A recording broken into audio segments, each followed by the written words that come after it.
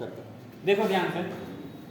तो अब क्या करना है हम लोगों को भाई, अगला क्वेश्चन, तीसरा का दूसरा क्वेश्चन है ना। तो देखो भाई ध्यान से, बोला है ये कौन सा चैप्टर है, 3.2 है ना। चल तो तीसरा का दूसरा देखो क्या बोला है, वही क्वेश्चन सेम है, चेक करें भाई सब लोग। दो समपूरक कोणों में बड़ा कोण छोटे कोण से 18 डिग्री, समपूरक समझते हो तुम लोग? Yes sir. क्या दो कोणों का योग 180 डिग्री, 180 होना चाहिए। और कोटिपूरक 90 डिग्री, दो कोणों का योग 90 डिग्री होना चाहिए। और पूरक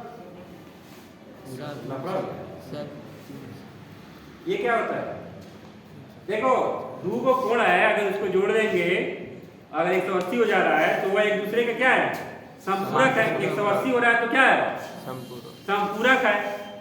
अगर दो कोण जोड़ रहे हैं तो 180 हो जा रहा है तो उसे क्या कहते हैं, समपूरक एक दूसरे का।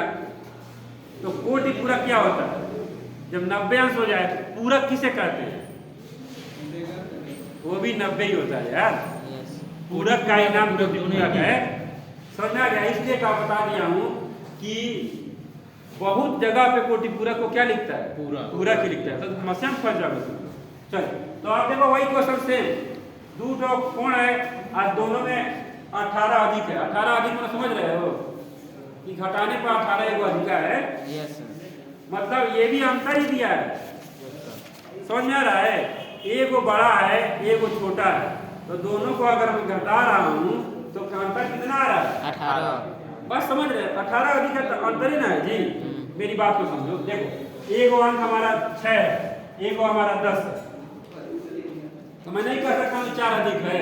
हाँ 4 है, अधिक है कि नहीं है, हाँ। या ये कहें कि 4 का अंतर है, बात तो हुआ। तो अभी जो हम लोग लगाए हुए बतिया फिर आ गए, समझ में आ रहा है। तो चलो आओ देखते हैं। तो माना बड़ा कोण कौन सा है, यक्ष, माना बड़ा कोण यक्ष है, ठीक है। और छोटा कोण कितना है, वाई। छोटा कोण वाई है प्रश्नानुसार। पहला लाइन क्या दिया है, समपूरक कोण है ना, तो समपूरक कोण मतलब क्या होना चाहिए भाई, दोनों का योग 180। इसमें तो किसी को दिक्कत नहीं है भाई, समपूरक कोण है तो 180 होना चाहिए। अच्छा अब बड़ा कोण छोटे कोण से कितना अधिक है, 18, यानी दोनों घटाने पर कितना आना चाहिए, 18। अभी समझाया ना तुम लोगों को अधिक का मतलब क्या होता है। जैसे मान लो ये 20 है और ये 30 है, 23 से 10 है तो 10 अधिका है, यस सर। तो हम ये कह दें या ये करें दोनों का अंतर 10 है, एक ही बतिया ना होगा जी, ठीक है। तो हम लोग कह सकते हैं कि बड़ा में छोटा घटाए कितना आना चाहिए, 18। आगे समझ में। Yes sir. चल तो अब हम लोगों को प्रतिस्थापन लगाने का मन है तो वो लगा लो, नहीं तो विलोपन जो मन करे। अब प्रतिस्थापन बोला है तो नहीं, बोला है तो उसी के बतिया मान लिया जाए। अच्छा, पहले तो है नहीं कुछ यार, बहुत आसान है। माइनस को उधर भेज दो, कितना आ जाएगा, 18 प्लस वाई। अब x के मान को कहाँ रखेंगे, एक में रख दिया जाए।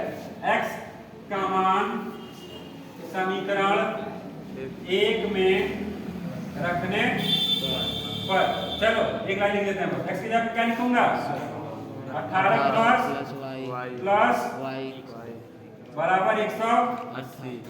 सही है ना, कोई दिक्कत नहीं किसी को। चलो इधर क्या है 18, तो इधर चला जाएगा माइनस हो जाएगा, Yes, sir. और y y 2y 2y, देखे ये हो गया 2y।